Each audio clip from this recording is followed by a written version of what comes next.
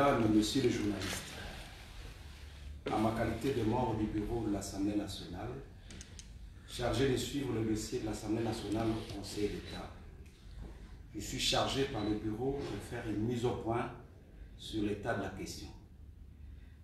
En effet, depuis le début de notre législature, l'institution Parlement, spécialement la Chambre basse, fait l'objet d'attaques de tous ordres. Vous avez observé avec nous, tout au début, des militants avec Gourdin, d'autres à moto, appartenant à une obédience bien connue, ont attaqué le Parlement sans motif et ont violé l'enceinte du Parlement, porté de coups sur les députés et vandalisé les bâtiments et les matériels à 2 reprises. Vous avez aussi observé l'ignition de certains parquets et cours dans les actes de fonctionnement normal de l'Assemblée nationale, en méconnaissance de la Constitution et des lois de la République.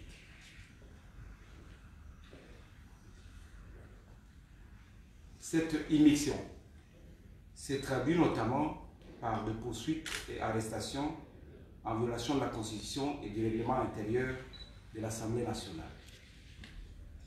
Nous avons observé même des demandes incongrues d'élever des humilités. Aujourd'hui, le Conseil d'État vient de démontrer à l'opinion qu'au-delà d'être une juridiction administrative, dans les cas d'espèce, elle est aussi une juridiction politique. Telle est. Alors qu'elle est incompétente pour statuer sur les actes législatifs et les actes d'Assemblée, saisie en date du 9 juin 2020 en matière de référé liberté, elle décide de toute urgence d'assiéger les 10 juin et de rendre sa décision dictée à l'avance le même jour. Comment se passe le processus? Signifié le 9 juin 2020 au soir pour l'audience du 10 juin 2020. Par déférence au Conseil d'État, l'Assemblée nationale s'est fait représenter par ses avocats qui soulèvent des exceptions liées au droit de la défense, notamment la remise, l'incompétence, etc. Le juge passe outre et ordonne aux avocats de plaider. Dans l'entretemps, le requérant, bien connu, a élu domicile ce même jour dans le bureau des responsables du Conseil d'État. D'autres sources renseignent que la décision est déjà rédigée et préparée. Les avocats de l'Assemblée nationale sont contraints de plaider. L'audience se termine autour de 17 heures. De commun accord, les juges demandent aux avocats de déposer leur note de plaidoirie le 11, c'est-à-dire aujourd'hui, avant 12 heures, pour décision à intervenir. Le même jour, donc hier, à 20 heures, alors que le personnel du Conseil d'État ainsi que les magistrats étaient retournés à leur domicile, ils sont rappelés pour prononcer la décision. Il est 21 heures passées. Le Conseil d'État ordonne la suspension du calendrier d'élection du premier vice-président de l'Assemblée nationale, alors que le calendrier était en cours d'exécution. La candidature de notre collègue Nseya Patricia était déjà reçue, publiée, et la campagne terminée en attendant le vote à intervenir demain, vendredi, le 12 juin 2020. Je voudrais préciser ici que le Conseil d'État est incompétent pour statuer sur les actes d'Assemblée, même si par déférence à celui-ci, l'Assemblée nationale a bien voulu répondre. Cette décision est inique, irrégulière, inconstitutionnelle, en ce qu'elle a violé le droit de la défense garanti par la Constitution et même la loi portant organisation et fonctionnement des juridictions administratives. Cette décision enfreint le principe sacro-saint de la séparation pouvoir, on sait qu'elle est une interférence dans le fonctionnement de l'institution Parlement. L'Assemblée nationale fera appel de cette décision et elle précise qu'elle continuera à exécuter son agenda de l'élection du premier vice-président de l'Assemblée nationale sans égard à cette décision. L'Assemblée nationale précise qu'elle continue à fonctionner conformément à la Constitution et à son règlement intérieur et demande aux autres institutions de la République de ne travailler que dans le strict respect des attributions et compétences leur dévolues par la Constitution et les lois de la République, et c'est dans le strict respect de la séparation des pouvoirs. Cette question devrait être posée par vous, les journalistes, à l'UDPS. D'une part, on présente une candidature à l'élection du vice-président de l'Assemblée nationale. La candidature est proclamée reçue, affichée, la campagne est terminée, ou en tout cas est en cours. D'autre part, un membre de l'UDPS, et pas le moindre, une autorité, introduit un recours en vue de paralyser l'élection de sa collègue. Il y a une certaine ambiguïté que nous ne parvenons pas à nous expliquer. Donc, il leur appartient à s'expliquer là-dessus. Mais évidemment, l'opinion peut se poser beaucoup de questions. Qu'est-ce qui se passe de ce côté? Une exception à la règle. C'est une méconnaissance des droits de la défense garantie par la Constitution et les lois de la République. C'est une méconnaissance de la loi portant organisation et fonctionnement de juridiction administrative. Parce qu'en effet, les juridictions administratives et donc le Conseil d'État est juge des actes administratifs des autorités administratives. L'institution Assemblée nationale est une institution politique. Les actes d'assemblée, les lois, les actes législatifs échappent au contrôle et à l'examen du juge administratif. C'est tout à fait clair. Et la loi le précise. Et même, cette même juridiction, lorsqu'elle était encore, elle siégeait comme chambre administrative près la Cour de cassation, à la Cour suprême, a rendu diverses décisions dans ce sens. En 1995, vous vous souviendrez du cas Issoral, l'affaire Keno, n'est-ce pas? La Cour était saisie en examen des actes d'assemblée. La même Cour a déclaré qu'elle était incompétente. Fort curieusement, aujourd'hui, alors que les lois n'ont pas changé, elle devient incompétente. Et elle y va avec une procédure accélérée. Elle devient compétente aujourd'hui. En réalité, elle est incompétente. Elle a violé ses propres lois. Elle veut s'immiscer dans le fonctionnement normal de l'Assemblée nationale. Elle viole en fait le principe sacro-saint de la séparation des pouvoirs. Et l'Assemblée nationale ne peut pas accepter cet état de choses. Je voudrais souligner ici que non seulement la décision est irrégulière, inconstitutionnelle, mais aussi elle a violé les droits de la défense. Comment en fait vous pouvez vous imaginer, vous les journalistes, vous allez peut-être me l'expliquer, comment en procédure si expéditive on peut accepter, en procédure de référé libéré, mais les avocats plaident, vous rejetez les exceptions, vous les contraignez à plaider au fond, alors que la procédure est contradictoire et écrite le même jour. Ils n'ont pas égard aux pièces déposées dans le dossier, ils plaident quand même. le principe du contradictoire de la défense, du droit de la défense exige qu'il soit déposé des notes de plaidoirie. À la fin de l'audience, après échange, le juge, en accord avec tous les avocats, donne un délai de dépôt de la note de plaidoirie. Ce qui est un droit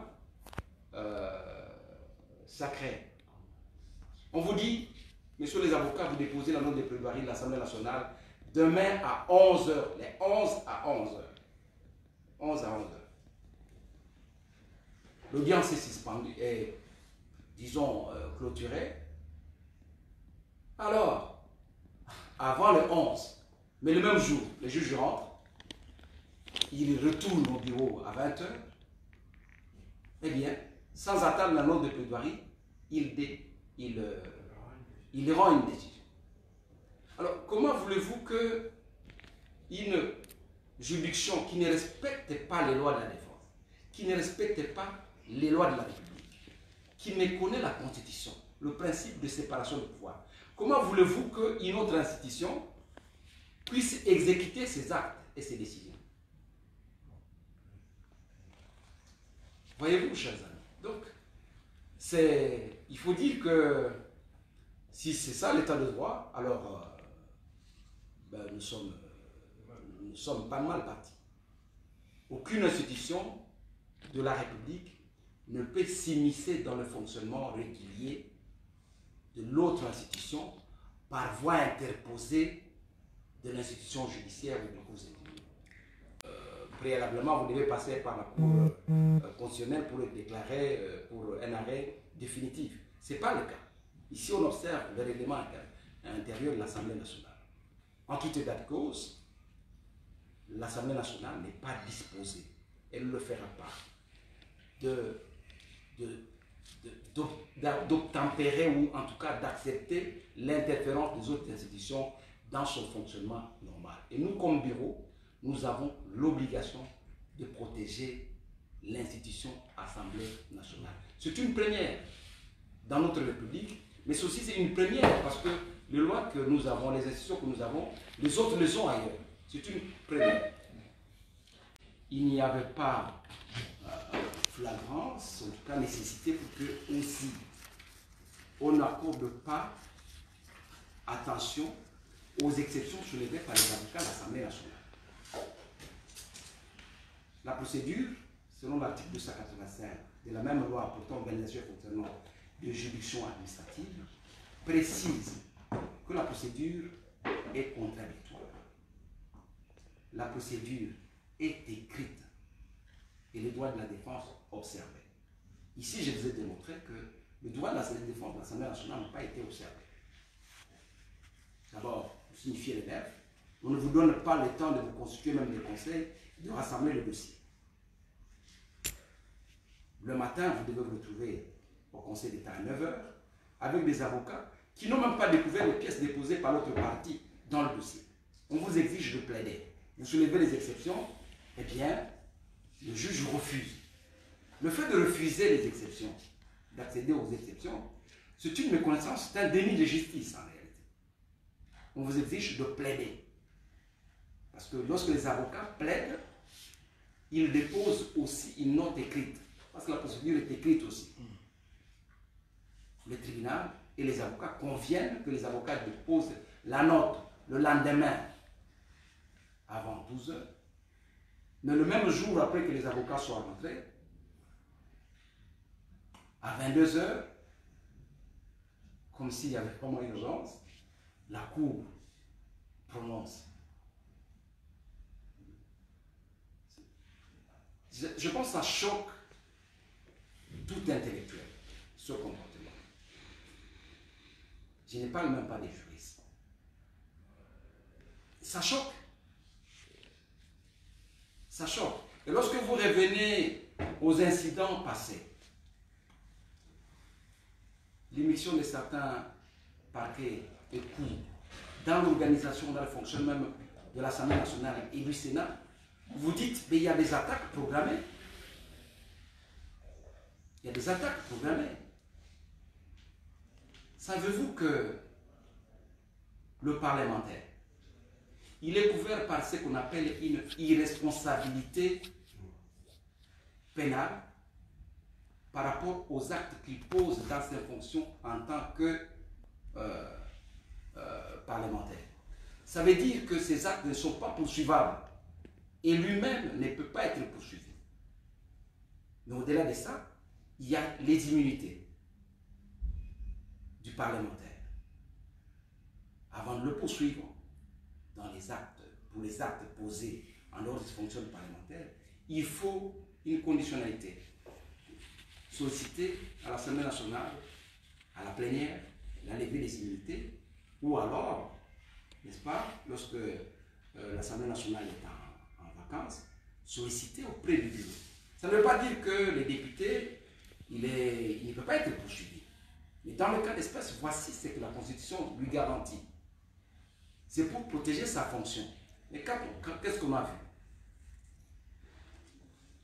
Les députés, n'est-ce pas, qui sont arrêtés comme ça, en culotte, pour des faits commis dans ces fonctions de parlementaire, mais aussi de faits passés qui ne nécessitent pas une urgence.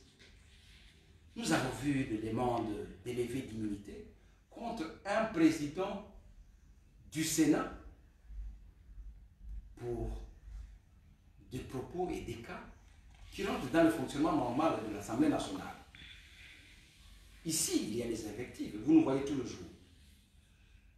Nous nous faisons des invectives entre nous, n'est-ce pas? On se tient deux fois aux habits.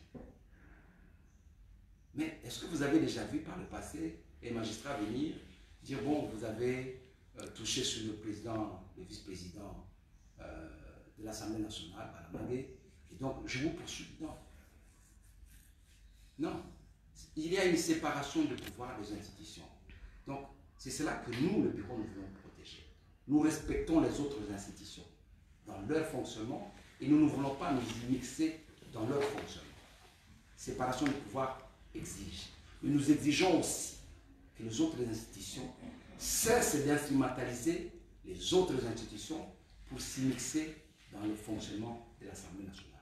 Tous ces actes participent à une politique de déstabiliser l'institution Parlement en réalité. L'Assemblée nationale va poursuivre son agenda d'élection de son premier vice-président. Parce qu'en réalité, l'ancien premier vice-président a été déchu.